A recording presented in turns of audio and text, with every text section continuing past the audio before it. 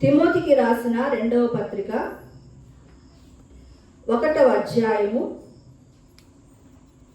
3వ వచనము 5వ వచనం, అంటే 3, 4, 5 కలిపి ఉన్నాయి. అందరము కలిసి చదువుకుందాం.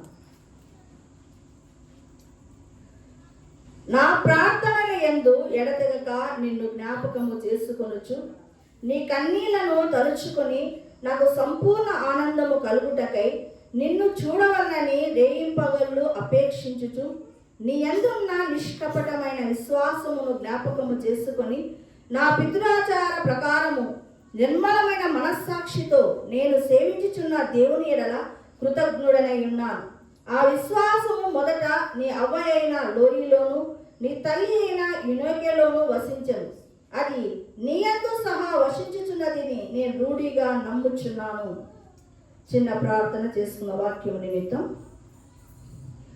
స్తోత్రం నాయన, పరిశుద్ధుడా, మహోన్నతుడా, మహిమగల రాజా, నీకు వందనాలు. ఈ దినము స్త్రీల కూడికకు నీవిచ్చినటువంటి వాక్య భాగమును బట్టి వందనాలు ప్రభా.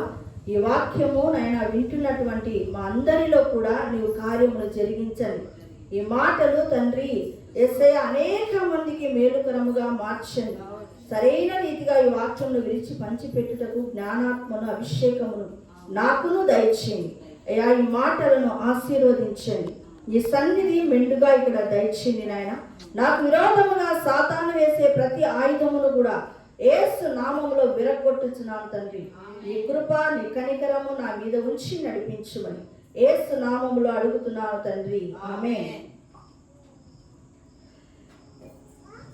తిమోతికి రాసిన 2వ పత్రిక 1వ అధ్యాయము 5వ వచనము మధ్యలో నేను చదువుతున్నాను.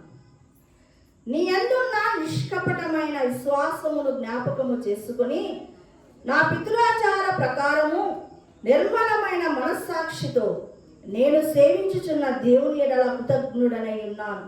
ఆ విశ్వాసము మొదట నీ అవ్వ అయిన లోయలోను నీ తల్లి అయిన యునేకెలోను వసించెను. అది నీ యందు సహా వసించుచున్నదని నేను రూఢిగా నమ్ముచున్నాను. ఇక్కడ ఆ విశ్వాసము అనే మాట వినబడుతుంది. ఆ విశ్వాసము అంటూ పైన ఏముందంటే ఆ విశ్వాసము నిష్కపటమైన విశ్వాసం. ఆ విశ్వాసం అని చెబుతూ అక్కడ పైన ఏముంది? నీ యందు ఉన్న నిష్కపటమైన విశ్వాసము. నిష్కపటమైన విశ్వాసము అంటే ఏంటి? కపటము లేనిది, వేషధారణ లేనిది, విశ్వాసములో ఎక్కడ కూడా అంటే స్వచ్ఛమైన విశ్వాసము అని కదా. ఈ మాటలు యోహాను సువార్త 1వ అధ్యాయం 47వ వచనంలో నతనీయేలు గురించి మాట్లాడాడు దేవుడు. యేసు ప్రభు నతనీయేలును చూపిస్తూ ఇతడు నిజముగా ఇశ్రాయేలీయులు, ఇతని యందు ఏ కపటము లేదు. అంటే యేసు ప్రభు నతనీయేలును చూపిస్తూ ఏమంటున్నాడు? ఇతని యందు ఏ కపటము లేదు. అంటే అతడు కట్టుకుంటున్నటువంటి విశ్వాసం ఏంటి? నిష్కపటమైనటువంటి విశ్వాసం. ఆ విశ్వాసం అంట మొదట ఎవరిలో ఉందంట? నీ అవ్వ అయిన లోయలో, నీ తల్లి అయిన యునేకెలో. ఇప్పుడు తిమోతి నీలో కూడా ఉంది ఆ విశ్వాసం అంటున్నాడు. చూడండి, అంటే ఆ నిష్కపటమైన విశ్వాసము లోయలో నుంచి యునేకెలోకి వచ్చింది, యునేకెలో నుంచి తిమోతిలోకి వచ్చింది. అవునా? ఇక్కడ యునేకె ఎవరు? తల్లి. తల్లి తిమోతిని ఎలాగ పెంచిందో ఈరోజు నేర్చుకుందాం. తల్లులమే కదా మనమందరం కూడా మన బిడ్డలను ఇలాగ పెంచుకోవాలని ఈ దినము మనందరితో కూడా దేవుడు మాట్లాడుతున్నాడు. యునేకె అంటే అర్థం ఏదంటే గొప్ప విజయము, గెలుపు అని అర్థం. చూడండి, ఈ యునేకె ఎలాగ నేర్పిస్తుంది తన కుమారుడికి అంటే ఇక్కడ ప్రక్కల 2వ తిమోతి 3వ అధ్యాయము 14వ వచనంలో చూస్తే క్రీస్తు యేసు నన్ను ఉంచవలసిన విశ్వాసము ద్వారా రక్షణార్థమైన జ్ఞానము నీకు కలిగించుటకు శక్తిగల పరిశుద్ధ లేఖనములను బాల్యము నుండి నీ వెరుగుదువు గనుక అని ఉంది కదా. ఏంటంట? శక్తిగల పరిశుద్ధ లేఖనాలు. ఇవి ఏ లేఖనాలు? శక్తి ఉంది దీంట్లో, పరిశుద్ధమైన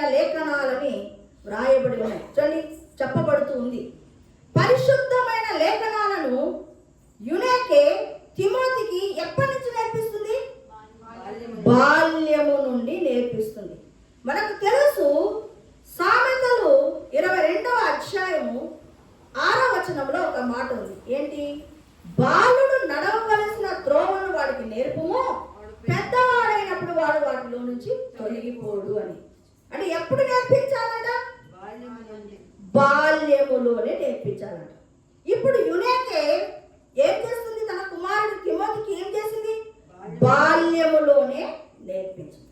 నేను గత 5 వారాల నుంచి సండే స్కూల్ పిల్లలకి వాక్యాన్ని, చిన్న వాక్యం ఇచ్చి, నానా ఈ వాక్యము మీరు నేర్చుకుని రావాలి అని చెప్పారు. చూడండి, ఒక్క పిల్లవాడు కూడా ఆ వాక్యాన్ని నేర్చుకొని రాలేదు. ఆ సండే స్కూల్లో చిన్న చిన్న పిల్లల పాటలు నేర్పిస్తాం, చక్కగా నేర్చుకుంటున్నారు. క్విజ్ పెడితే దాంట్లో పాల్గొంటారు. కలరింగ్ వేయమంటే చక్కగా కలరింగ్ వేస్తారు. గేమ్ ఏదైనా ఉంటే చక్కగా గేమ్ వేస్తారు. వాక్యము నేర్చుకుని రండిరా అంటే ఒక్కడు కూడా వాక్యము నేర్చుకుని రా. ఇలాగ నేను 5 వారాల నుంచి ఒక ప్లాన్ చెప్పాను. పిల్లలు ఇలాగైతే మీరు ఎప్పటికీ కూడా దేవుని వాక్యాన్ని నేర్చుకోలేరు కాబట్టి మీరు ఖచ్చితంగా హోంవర్క్ చేయాలి కదా. హోంవర్క్ చేసుకోవాలా, చదువుకోవాలి కదా. అప్పుడు మీరు ఏం చేస్తారు? చాపపరుచుకొని బ్యాగ్ ముందర పెట్టుకోగానే ఫస్ట్ మీరు బైబుల్ తీసుకొని నేను ఇచ్చినటువంటి ఖండిత వాక్యాన్ని మీరు 5 సార్లు చదవండి. తర్వాత మీరు చిన్న ప్రార్థన చేసుకొని చదువులోకి వెళ్ళండి. అప్పుడు మీకు చాలా బాగా చదువు వస్తుందని గత 5 వారాల నుంచి చెప్తున్నాను. 5 వారాల నుంచి పాటలకు డ్యాన్స్ వేస్తారు, కథలు బాగా వింటారు, స్టోరీ చెప్తే చాలా బాగా వింటారు, గేమ్స్ బాగా ఆడతారు, అన్నీ చేస్తారు. కానీ వాక్యము మాత్రము నేర్చుకుండాలి. అయితే పోయిన వారం ఏమైందంటే మన చర్చిలో ఉన్నటువంటి దర్శనం ఆ వాక్యాన్ని నేర్చుకొని వచ్చి ఖండిత వాక్యాన్ని చెప్పడం జరిగింది. అంటే ఇక్కడ తల్లులైనటువంటి మనం ఏం చేయాలా? బిడ్డలకు వాక్యాన్ని ఎప్పటి నుంచి నేర్పించాలా? బాల్యము నుండి నేర్పించాలి. చిన్న పిల్లోడండి, ఏమి తెలుస్తుంది వాడికి? ఇది కాదు. బాల్యం నుండి నేర్పించమని ఎక్కడుంది? బైబిల్లో ఉంది. నీ సలహా ఏంటి? దేవుడే చెబుతున్నాడు, బాల్యము నుండి పిల్లలకు వాక్యాన్ని నేర్పించమని చెప్తా ఉన్నాడు. దైవజనుల ద్వారా చెప్పబడుతుంది, దేవుడు యేసు ప్రభు ద్వారా కూడా చెప్తా ఉన్నాడు. అయితే బిడ్డలకు మనం ఏం చేయాలా? చిన్నతనము నుండే బ్యాగ్ ముందర పెట్టుకోవాలి. ఫస్ట్ ఖండిత వాక్యము నేర్పించడము మనం అలవర్చుకోవాలి, పిల్లలకు నేర్పించాలి.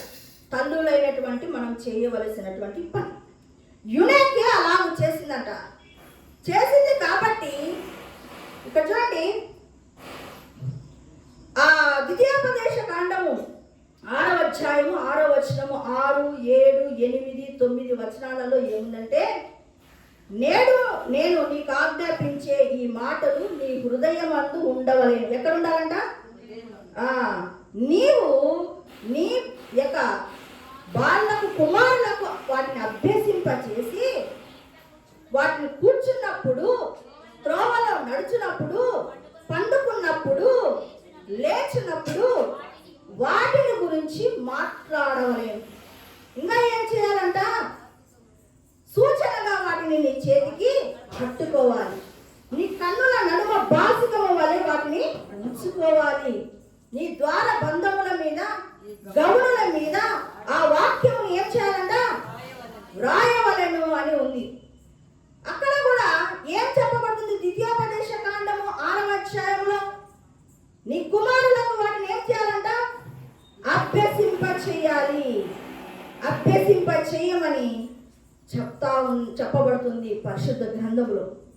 కాబట్టి ఆ మాటలను యునేకే తన జీవితంలో తన కుమారుడి విషయంలో ఇంప్లిమెంట్ చేసింది కాబట్టి కుమారుడు ఏమయ్యాడో తెలుసా? ఒక మిషనరీగా తయారయ్యాడు, ఒక ప్రవక్తగా మారడం జరిగింది. మనకు తెలుసు 16వ అధ్యాయము అపోస్తుల కార్యము 16వ అధ్యాయము 2వ వచనములో 2వ వచనం చూడండి. 16:2 అతడు లుస్త్రలోను ఈకోనియాలోను ఉన్న సహోదరుల వలన మంచి పేరు పొందినవాడు. ఎవరు? తిమోతి. చూడండి, యునేకే ఒక యూదురాలు, భర్త ఏమో గ్రీసు దేశస్థుడు, అంటే అన్యుడు, దేవుని ఎరగని వాడు. మామూలుగా భర్త యొక్క ప్రభావమే, వాళ్ళ కులము కానీ వాళ్ళ మతము కానీ అంతా కూడా తన కుమారులకు వంశపారంపర్యంగా వస్తుంది. కానీ యునేక ఏం చేసిందో తెలుసా? యునేక యొక్క భక్తి జీవితము, నిష్కపటమైన విశ్వాసాన్ని తిమోతి చూసి దాన్ని అవలంబించాడు. అవలంబించడమే కాదు, లుస్త్రలోను ఈకోనియాలో ఉన్న సహోదరుల వలన ఏం పొందుకున్నాడట? మంచి పేరు పొందుకున్నాడు. మంచి పేరు నీకు ఎలా వస్తుంది? వాక్యానుసారముగా జీవించినప్పుడు తెలియకుండానే నీకు మంచి పేరు వస్తుంది. ఊరికే చర్చికి వస్తే, ఏదో బైబిల్ చదివితే, ఊరికే ప్రార్థన చేస్తే నీకు మంచి పేరు రాదు. ఈ వాక్యాలు నీ జీవితంలో ఇంప్లిమెంట్ చేయబడినప్పుడు నీ ప్రవర్తన మారుతుంది. కాబట్టి ఆటోమేటిక్గా ఏమవుతుందంటే నీకు మంచి పేరు వస్తుంది. వాక్యం ఎంత తెలిస్తే ఏముందండి? జీవితంలో ఇంప్లిమెంటేషన్ లేకుండా వాక్యం తెలిస్తే ఏమైనా ఉందా? దానివల్ల ఎటువంటి ప్రయోజనం ఉండదు. జీవితంలో ఎప్పుడైతే నువ్వు ఇంప్లిమెంట్ చేసుకుంటావో అప్పుడు దానికి సార్థకత అవుతుంది. ఇప్పుడు నువ్వు వింటున్నటువంటి ఈ వాక్యాన్ని నీ జీవితంలో ఇంప్లిమెంట్ చేసుకోవాలి.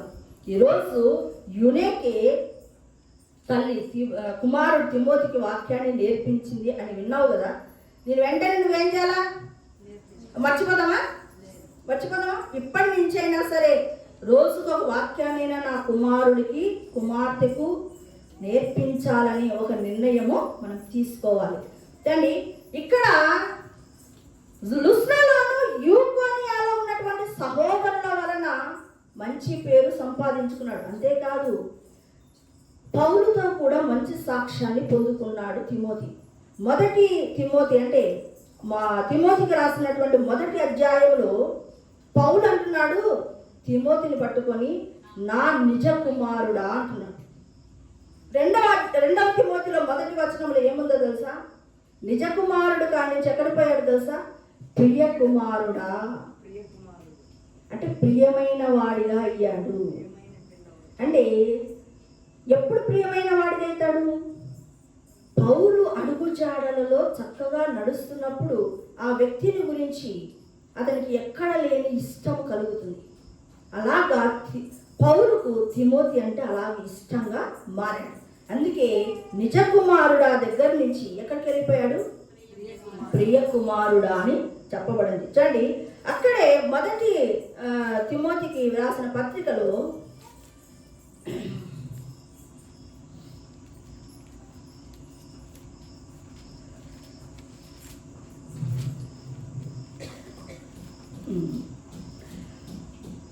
మధ్యలో చదువుతుందండి, 5వ వచనం చదువుతున్నా.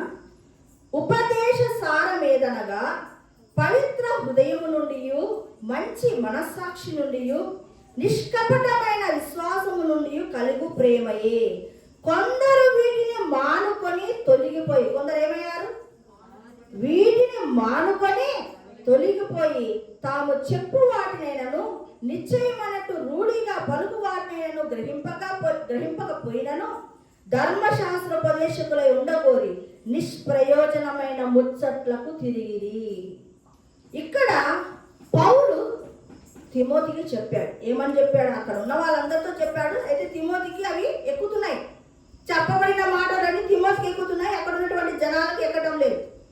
అక్కడ పౌలు భక్తుడు చెప్తా ఉన్నాడు ఏంటి? పవిత్రమైన హృదయం ఉండాలి, మంచి మనస్సాక్షి ఉండాలి, నిష్కపటమైన విశ్వాసం ఉండాలి అని చెప్పాడు.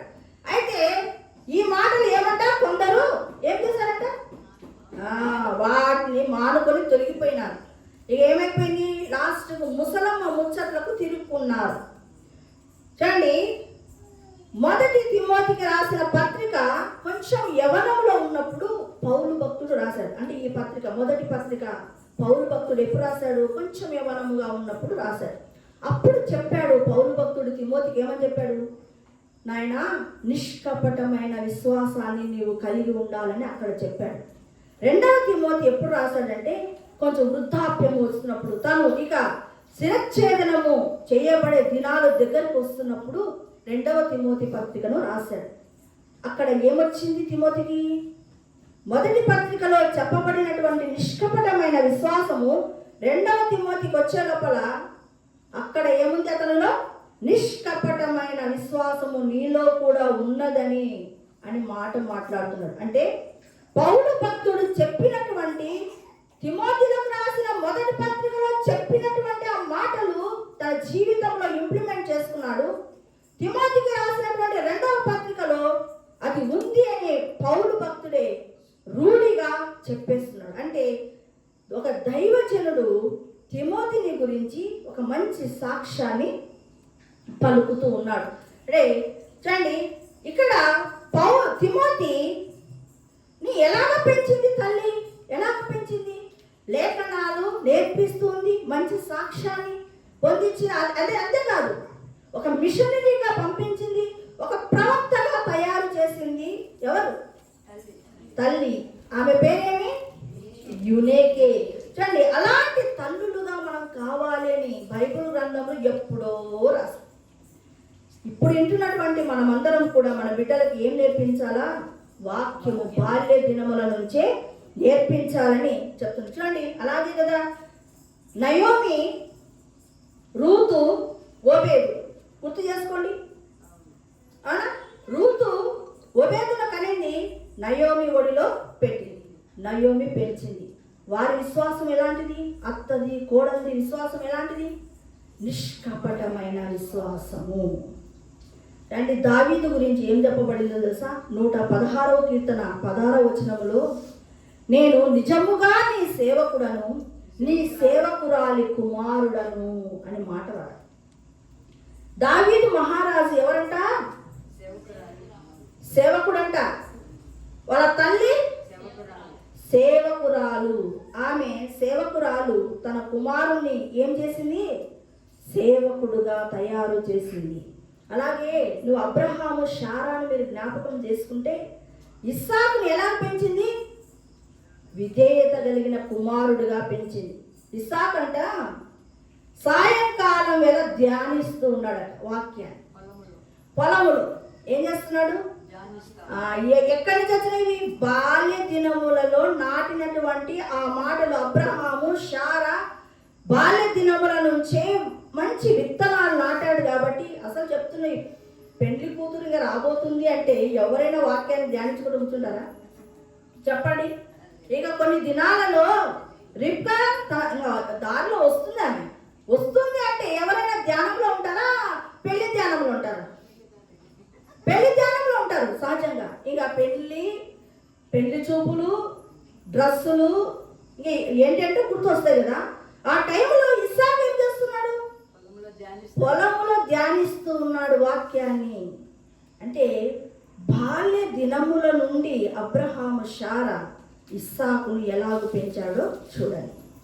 సూసన్నా వెస్లీని గురించి మీకు తెలిసే ఉంటుంది, పేరు విన్నారు కదా. సూసన్నా వెస్లీ గురించి కొన్ని మాటలు, ఆమె తన జీవితంలో వేటిని ఇంప్లిమెంట్ చేసింది, తన బిడ్డలను ఎలాగ పెంచింది అనే విషయాలు మనం ఈరోజు విందాం. జాగ్రత్తగా విను. ఇవి ఎంతో వాల్యుబుల్ మాటలు. ఎందుకంటే ఆ తల్లి తన బిడ్డలను ఎలాగ పెంచింది. క్రైస్తవులమైనటువంటి మనము కూడా మన బిడ్డలను అలాగ పెంచాలి. అలా పెంచినప్పుడు ఖచ్చితంగా ఒక ఉజ్జీవ కర్తలే మన కడుపులో నుంచి వచ్చినటువంటి బిడ్డలు తయారవుతారు. చూడండి, 1669లో సూసన్నా వెస్లీ పుట్టడం జరిగింది. ఎప్పుడు? 1669వ సంవత్సరం. వాళ్ళ నాన్న పేరు ఏంటంటే శామ్యూల్, ఆయన పేరు. తల్లి పేరు మేరీ వైట్. వాళ్ళిద్దరికి ఈ సూసన్నా వెస్లీ 25వ సంతానం. ఎన్నో సంతానము? 25వ సంతానం. అంటే ఎంతమంది పిల్లలు? ఆ కుటుంబం ఎలా ఉండేటది ఆ కాలంలో? 25 మందిలో ఈమె చివరి ఆమె కాబట్టి ఈమెకి అక్కల అన్నల సహకారము బాగా అందింది. అయితే వాళ్ళ తల్లిదండ్రులు కూడా మేరీ వైట్ కానీ శామ్యూల్ కానీ చాలా భక్తిగా పెంచడం జరిగింది. చిన్నప్పటి నుంచి సూసన్నా వెస్లీకి దేవుని పుస్తకాలు చదవాలంటే ఎంతో ఇష్టపడ. 1688లో ఆమెకి శామ్యూల్ వెస్లీతో మ్యారేజ్ అయింది. వాళ్ళ నాన్న పేరు శామ్యూలే, భర్త పేరు శామ్యూల్ వెస్లీ. శామ్యూల్ వెస్లీతో మ్యారేజ్ అయింది. ఆ మ్యారేజ్ టైంలో ఈ శామ్యూల్ వెస్లీ ఒక అసిస్టెంట్ పాస్టర్గా పనిచేస్తూ ఉన్నాడు. మ్యారేజ్ అయిన తర్వాత 2 years ఏమైందంటే ఆయనను ఒక సంఘానికి కాపరిగా పెట్టడం జరిగింది. అక్కడ 7 సంవత్సరాలు అక్కడ శామ్యూల్ వెస్లీ ఉన్నాడు. పాస్టర్గా అక్కడ పనిచేయడం జరిగింది. వారికి ఎంతమంది పిల్లలు అంటే 19 మంది పిల్లలు. ఎవరెవరికి? శామ్యూల్ వెస్లీకి, సూసన్ వెస్లీకి 19 మంది పిల్లలు. 19 మంది పిల్లలలో 9 మంది పిల్లలు అనారోగ్య పరిస్థితులు అలా ఇలా 9 మంది పిల్లలు చనిపోవడం జరిగింది. ఇక ఉన్నటువంటి 10 మంది పిల్లలను కూడా ఆమె భక్తిలో పెంచింది. ఎంతమంది పిల్లలు?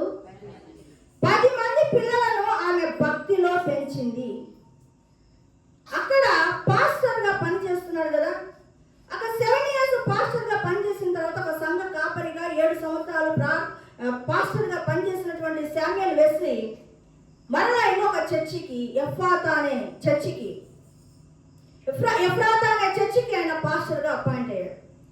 ఆ చర్చిలో రాజకీయ వ్యవస్థ ఉంది, అంటే ఓట్లు వేసే సిస్టమ్ ఉందన్నమాట. ఇప్పుడు శామ్యూల్ వెస్లీ పక్షంగా ఉన్నటువంటి అభ్యర్థులు ఒకసారి ఏమైపోయిందంటే ఓటింగ్ వేస్తారు కదా, దానిలో శామ్యూల్ వెస్లీ వాళ్ళు ఓడిపోవడం జరిగింది. ఇంకోటి ఏంటంటే ఆ చర్చిలో ఇస్తున్నటువంటి ఆ యొక్క జీతము తన కుటుంబాన్ని జరుపుకోవడానికి చాలా కష్టంగా ఉంది. అందుకు శామ్యూల్ వెస్లీ ఏం చేశాడంటే, అమ్మో 10 మంది పిల్లలు ఉన్నారు, వీళ్ళందరినీ కూడా పోషించాలంటే నాకు చాలా కష్టంగా ఉంది అని తన పొలం ఉంటే ఆ పొలంలో అప్పు చేసి ఏం చేశాడంటే పంట వేశాడు. ఆ పంట కూడా ఏమైపోయిందంటే పూర్తిగా నాశనం అయిపోయింది. 30 పౌండ్లు అప్పు ఏర్పడడం జరిగింది.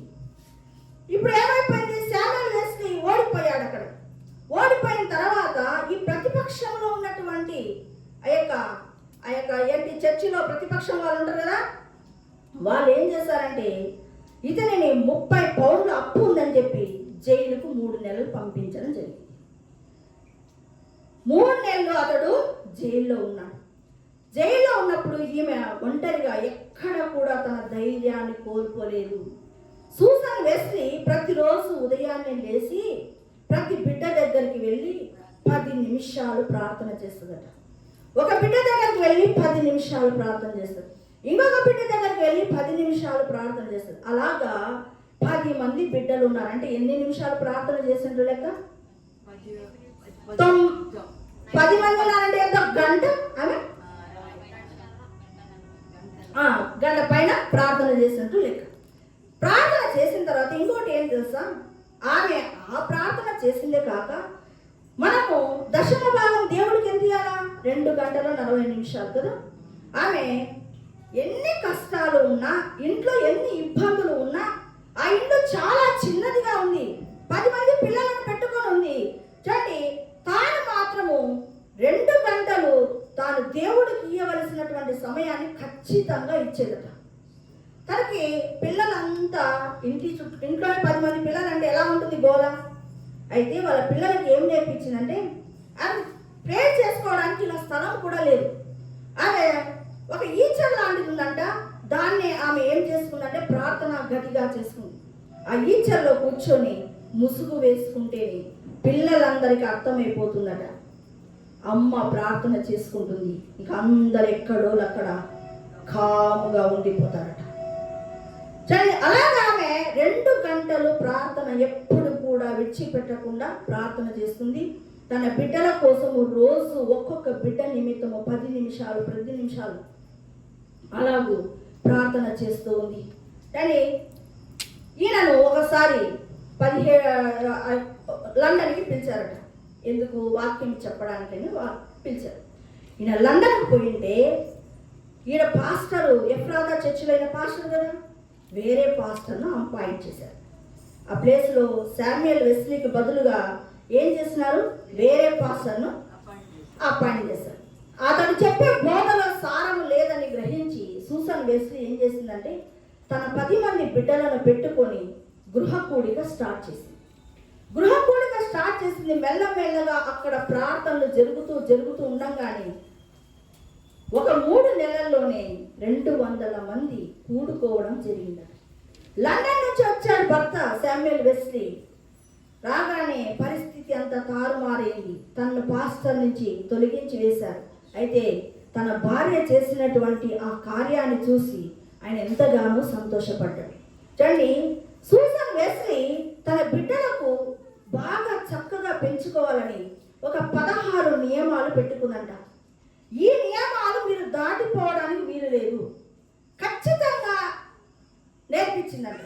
ఏంటంటే పిల్లలు మందిరములో కూర్చొనే ఉండాలి. మందిరంలో మన పిల్లలు ఏం చేస్తున్నారు?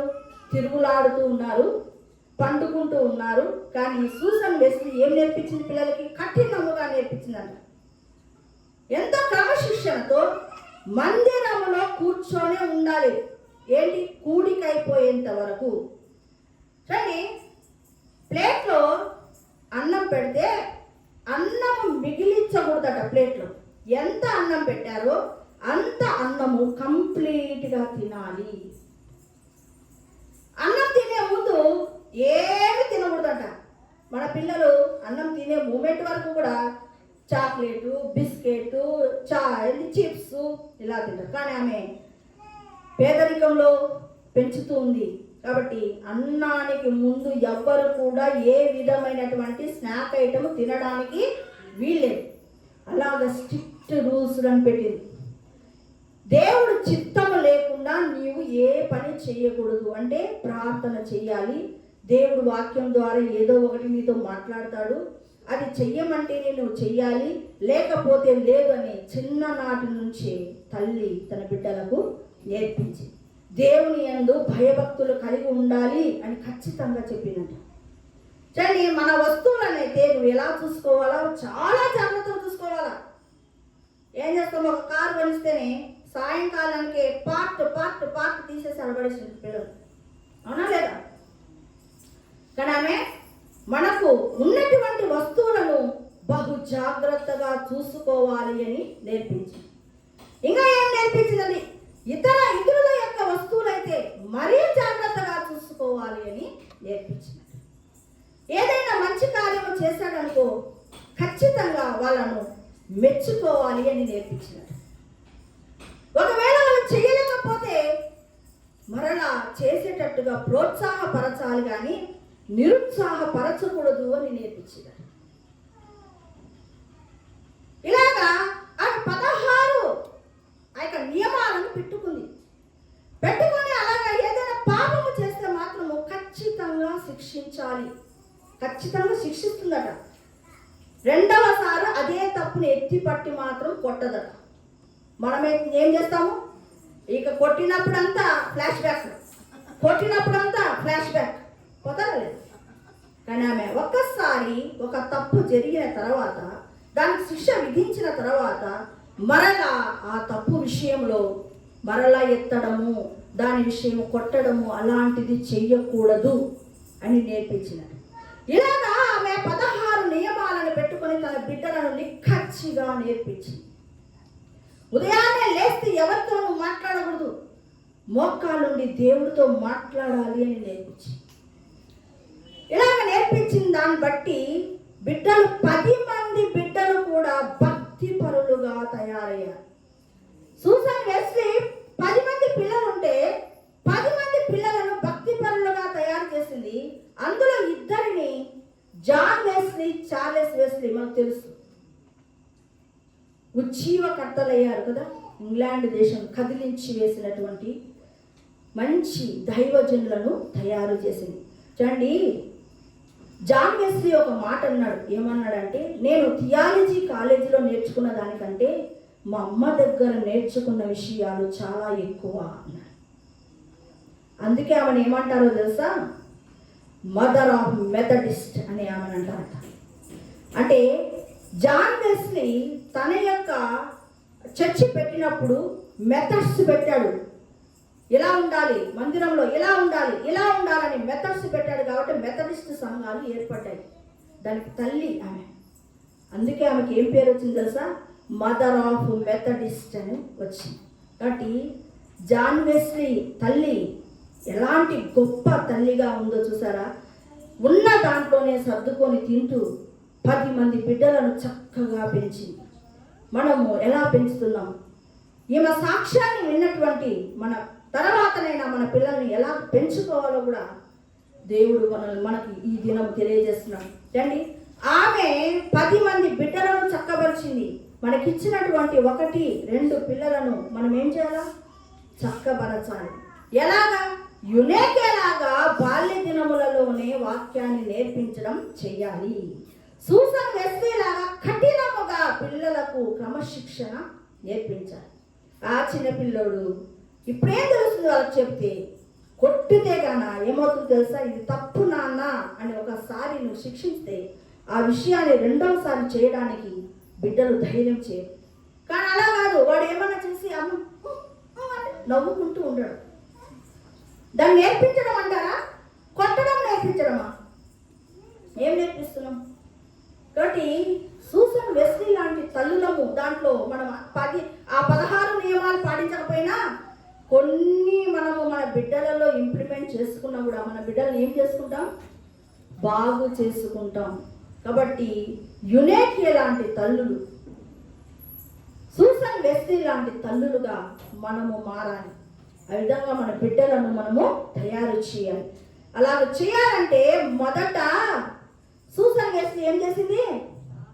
ప్రార్థన చేసి చెబుతూ వచ్చింది, నాన్న ఇది తప్పు. ఇంకోటి ఏం చేసేది అంటే తెలుసా? సూసన్ వెస్లీ తనకి సమయం దొరకదు కదా, అలాంటప్పుడు వారానికి ఒకసారి ఏం చేస్తుందంట? ఒక పాపతో కానీ ఒక కుమారుడితో కానీ 1 గంట స్పెండ్ చేస్తుందట. వాడితోనే ఆ దినమంతా గడుపుతుందట. అలా గడిపినప్పుడు వాడు వాళ్ళ తల్లితో సంభాషిస్తూ ఉంటాడు. అప్పుడు వాడి యొక్క లోపాలు ఏంటో తెలుసుకుంటుందట. ఆ పిల్లవాడిలో ఉన్నటువంటి ఆత్మీయ స్థితిని తెలుసుకుంటుందట. ఓహో, వీటి విషయాలలో బిడ్డ బలహీనంగా ఉన్నాడని తెలుసుకొని వాటి విషయమై ఆమె ప్రార్థన చేస్తుందట. నువ్వు ఎప్పుడైనా నీ బిడ్డలతో కూర్చొని స్పెండ్ చేస్తున్నావా? అని నేను చాలా బిజీ, పనులలో బిజీ, అంత గజిబిజీ. లాస్ట్కు పిల్లలు చెడిపోయిన తర్వాత ఎంతగానో బాధకు వేదనకు గురవుతుంది. కాబట్టి సూసన్ వెస్లీ లాగా అన్ని పాయింట్స్ కాకపోయినా నువ్వు కొన్నైనా నీ బిడ్డలకు నేర్పించగలిగితే నువ్వు ఒక ధన్యురాలివి, నీ బిడ్డలను చక్కపరిచిన దానివి అవుతావు. కాబట్టి ఈరోజు యునేకే గురించి మనం తెలుసుకుంటున్నాం. యునేకే చాలా భక్తిపరురాలు, యూదురాలుగా ఉండి తన భర్త అన్యుడైనప్పటికీ కూడా చక్కటి భక్తి కట్టి తన కుమారుణ్ణి చక్కటి విశ్వాసంలో, ఎలాంటి విశ్వాసం? నిష్కపటమైన విశ్వాసంలో పెంచగలిగింది. కాబట్టి వారసత్వముగా వచ్చింది నిష్కపటమైన విశ్వాసం. చూడండి, తిమోతి తల్లిని చూస్తూ ఉంటాడు, వాళ్ళ అవ్వను చూస్తూ ఉంటాడు. అబ్బా ఎంత నిక్కచ్చిగా ఉన్నారు వీళ్ళు. ప్రార్థన అంటే ప్రార్థనే, అబద్ధాలు ఆడకుండా ఉండడం అంటే అబద్ధాలు ఆడకుండా ఉండడమే. అలాంటివన్నీ చిన్నప్పటి నుంచి తిమోతి ఎవరిని గమనిస్తున్నాడు? తల్లిని అవ్వను గమనిస్తున్నాడు. మన తల్లులను మన అవ్వలను గమనిస్తే మనం నేర్చుకునేటివి ఏమన్నా ఉన్నాయా? కాబట్టి మనము మాదిరికరమైనటువంటి తల్లులుగా ఉండాలి. అలా ఉన్నప్పుడు తెలియకుండానే నీకేమొస్తుంది? మంచి పేరు వస్తుంది. కాబట్టి అలాంటి పేరును నీవు కూడా యునేకేలాగా, సూసన్ వెస్లీ లాగా, దావీదు తల్లిలాగా, అబ్రహాము శారాలాగా, నయోమి రూతులాగా నువ్వు కూడా కావాలనుకుంటే ఈ దినం విత్తబడుతున్నటువంటి ఈ మాటల విషయమై ప్రార్థన చేద్దాం. అందరూ కళ్ళు మూసుకోనండి. దేవా స్తోత్రం నాయనా, పరిశుద్ధుడా నీకు వందనాలు. ఈ దినము యునేకే గురించి, దైవజనురాలైనటువంటి సూసన్ వెస్లీను గురించి, దైవజనులను గురించి తెలుసుకోవడానికి నువ్వు కృప చూపినందుకు నీకు వందనాలు ప్రభువా. ఈ మాటలు విన్నటువంటి మాలో అయ్యా నాటండి ప్రభువా. ఇప్పటి నుంచేను బాలుడు నడవవలసిన త్రోవ వాడికి నేర్పించమని సెలవిస్తున్నాం. ఆ రీతిగా బిడ్డలను పెంచే జ్ఞానం మాకందరికీ దయచేయండి. సూసన్ వెస్లీ ఎలాగ తన బిడ్డలను పెంచిందో, యునేకే తిమోతిని ఎలాగ పెంచిందో అలాగ పెంచే జ్ఞానం మాకందరికీ దయచేయమని, ఈ మాటలు హృదయంలో ముద్రించి ఫలింపచేయమని యేసు నామములో అడుగుతున్నాను తండ్రి, ఆమేన్. యేసు రక్తమే జయం, ప్రవేశ రక్తమే జయం, ప్రవేశనామ సంపూర్ణ జయం కలుగును గాక, ఆమేన్.